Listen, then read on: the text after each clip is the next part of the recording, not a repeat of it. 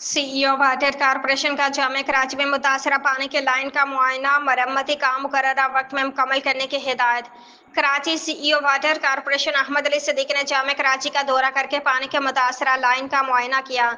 इस मौके पर सीईओ वाटर कॉरपोरेशन को चीफ इंजीनियर WTM जफर पलीजू ने जारी मरम्मती काम के बारे में तफसीली ब्रीफिंग दी।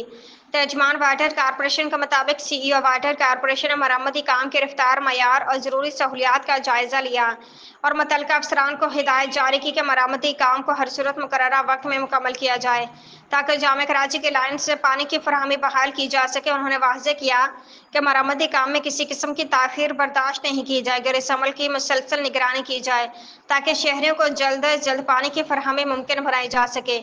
इस मौके पर चीफ इंजीनियर WTM ने सीईओ वाटर कॉरपोरेशन को यकीन दिलाया कि मरम्मती काम मुकर्ररा वक्त में मुकम्मल कर लिया जाएगा और पानी की फराहमी की बहाली यकीनी बनाई जाएगी।